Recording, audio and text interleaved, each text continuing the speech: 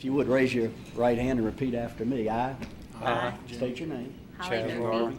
Do solemnly swear Do solemnly swear that I will uphold the Constitution of the United States of America that I will uphold the Constitution of the United States of America and the state of Louisiana, and the state of that Louisiana, I will perform and discharge that I will perform and discharge all the duties incumbent upon me all the duties incumbent upon me as state your office as the President Secretary-Treasurer of the Board of Elementary and Secondary Education. of the Board of Elementary and Secondary Education. So help me God. So help me God. Congratulations. Appreciate it.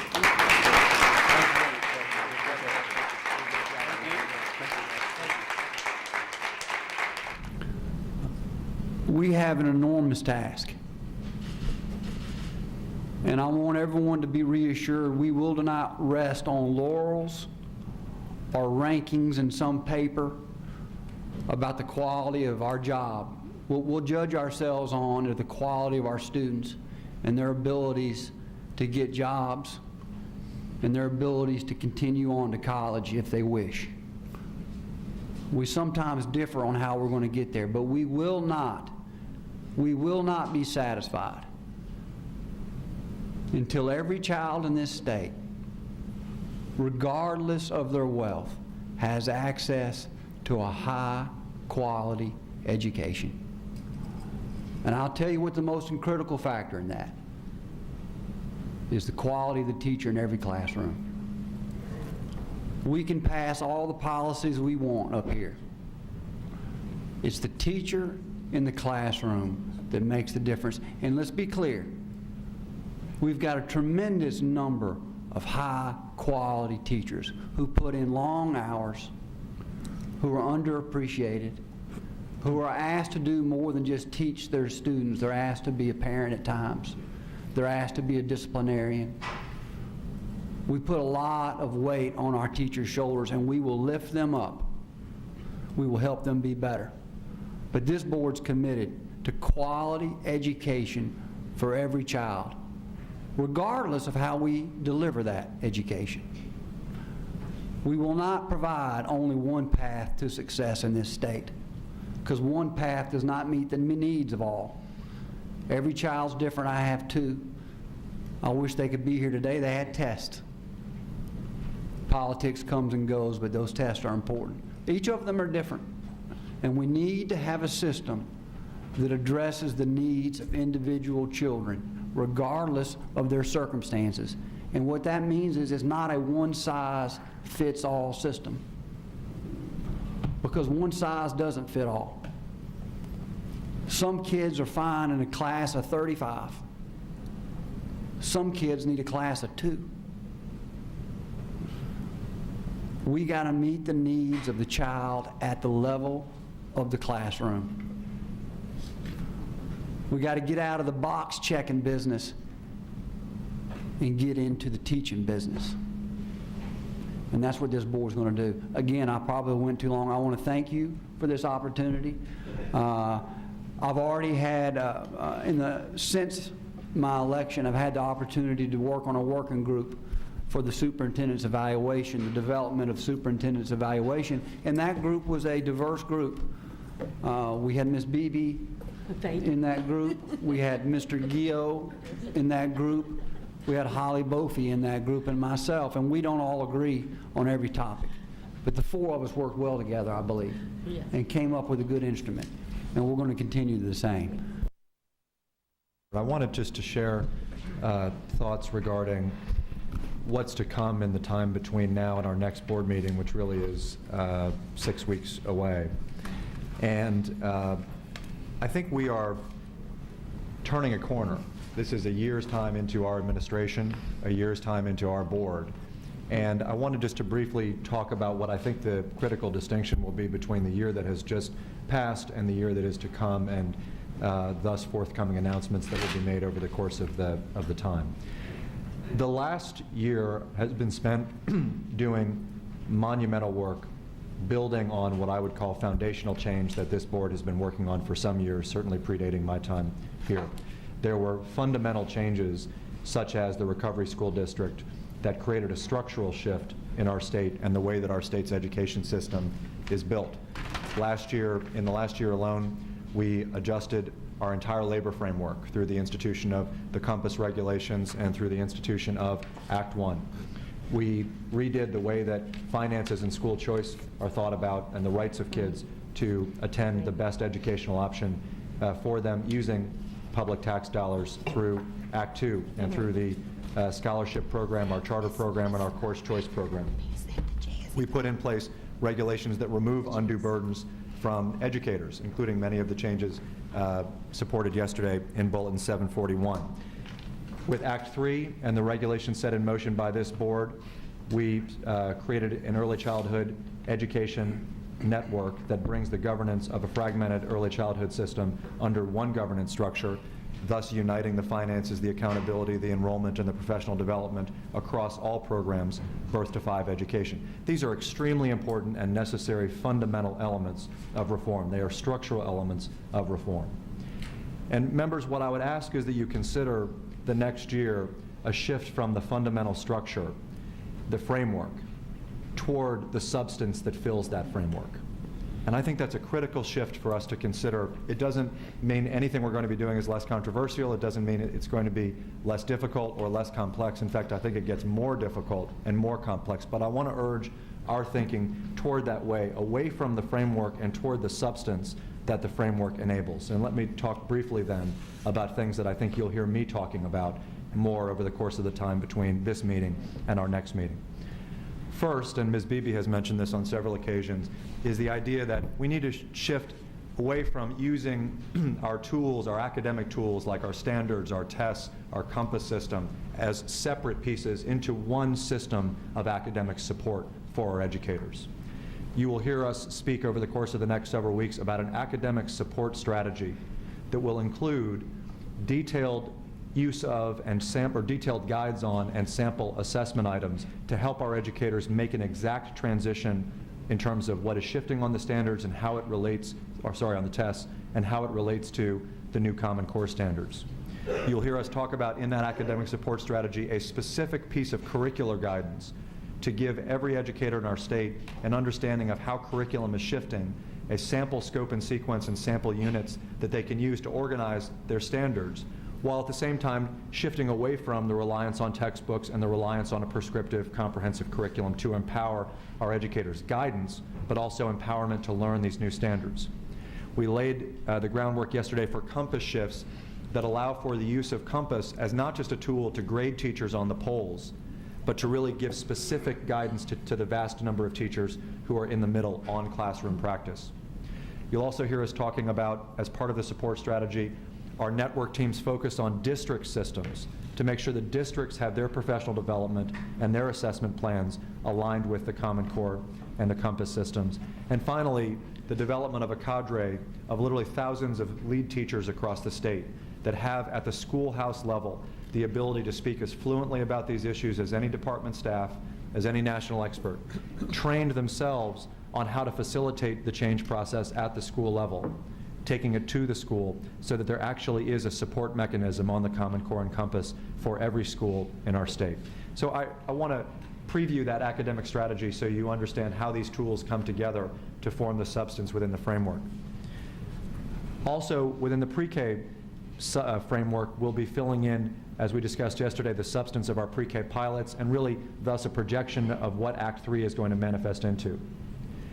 Our course choice system will manifest itself in a specific vision of career education over the course of the next year, and I want to emphasize that we have to make career education something that is a palatable, viable, and relevant option for more kids than it is today in our state. We're losing too many kids, but we're also seeing economic opportunities develop on a daily basis, including today's announcement of an enormous facility that will, by 2017, provide hundreds of jobs in the Lake Charles area. And we need to be prepared for these. We need our education system to be prepared for these opportunities, and we'll be talking more about career education.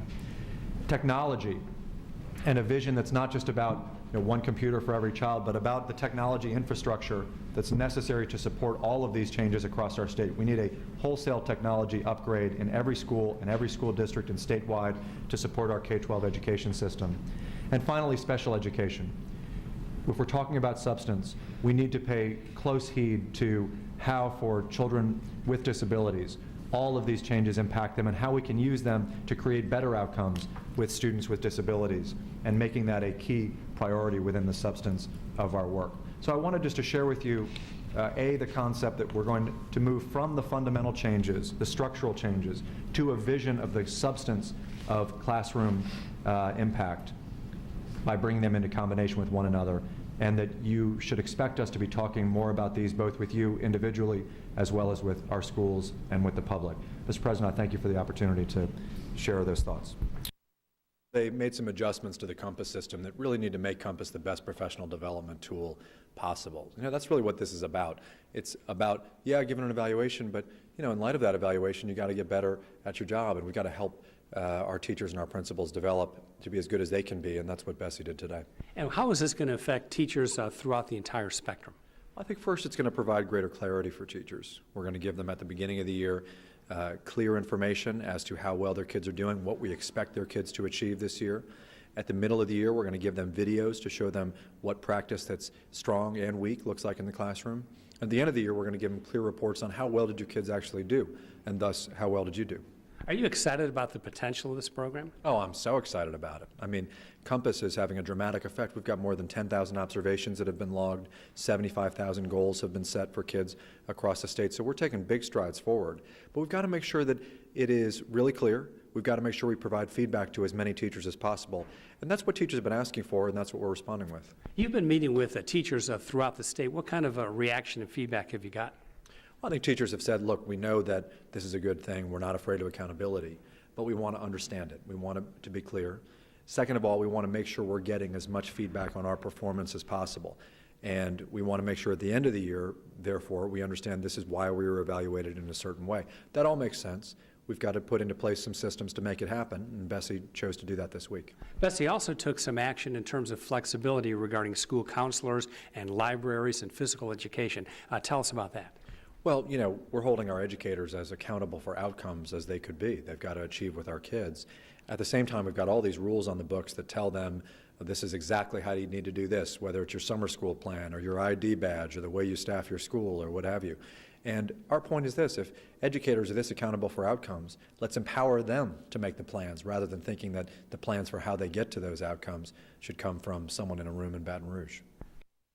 I'm excited, you know, and I'm honored. It's a big responsibility that we have, and I'm just one particular person that's involved. But I took on the task of running for BESE because I think providing a quality education to every child in this state, regardless of their income, is the single most critical factor in the success, ultimately, of both our kids and our state. And so I originally ran for this office 5 years ago because I wanted to make a difference. I'm pleased and humbled that my peers said for the next 2 years you lead our group, that you represent us as a whole across the state. So it's a bit scary at the same time because we have a lot of responsibility, but I'm excited about it. It should be a good time. Tell us, what did the board do here today regarding the Compass teacher evaluations? Sure. Well, we made some changes to the evaluation that I think are important. You know, when we originally designed the instrument, we never believed it in itself was going to be perfect the first time we wrote it. And so we've made some transitions within the instrument right now to do a couple things. One is we felt that we had too small a percentage of our teachers that were rated as highly effective, quite frankly. The original instrument said that only 10% of our teachers could be rated as highly effective, when the reality of it is it's probably a larger number than that. So we moved that number from the top 10 to the top 20%. We want teachers to feel encouraged. We want teachers to feel that they're appreciated. We want them to feel it's an obtainable goal. So we made that change. We also gave more discretion in the middle.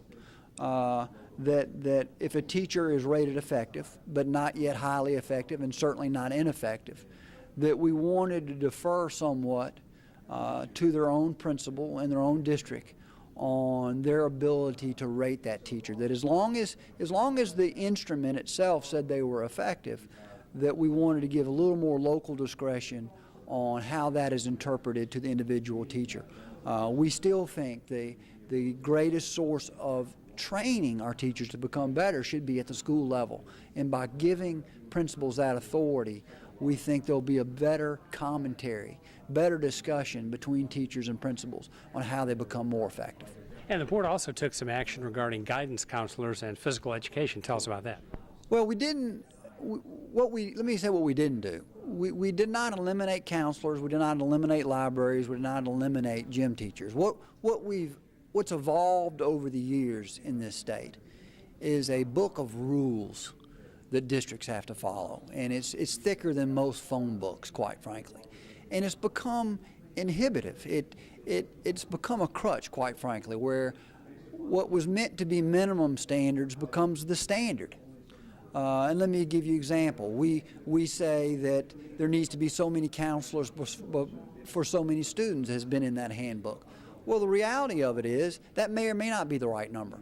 And we want districts to be more involved and principals to be more involved in making those decisions. So what we did as a board to say is that we believe counseling is critical. We believe adequate library and resources for students to learn is critical. That we believe physical education is critical. Now, how districts fulfill that need is left up to them a bit more. Our job is to make sure they get their job done, not to tell them how to do it. Final issue was the evaluation of the superintendent. Sure. We did do the evaluation of the superintendent. I'm pleased to say, while that overall instrument is confidential, that the board gave him a positive evaluation. We judge him in 15 or so different categories. I may have the number wrong right now, some of which are quantitative. They're measured by a testing instrument. Some of them are qualitative. It's his leadership skills, his communication skills, etc. Across the board, he received a positive evaluation in every category. But I will note, we also noted there's room for improvement in every category as well. So he received a positive evaluation, and we encouraged him to try to get an even better evaluation next year. Briefly, what are your goals for this upcoming legislative session and your term as president of BESE? Well, my goals are real simple. I want to come up with policies and methods that every child in this state, and I sound like a broken record because I say it often, every child in this state has access to high quality education. And that may mean they get it in a format different than they've received it in the past. That we need to consider non-traditional methods in order to make sure students have good outcomes. So there's actually two goals. One is that every child has access to high quality education. And number two, that every educator feels that he or she has the support and resources to do a quality job. We need to make sure they can do their job.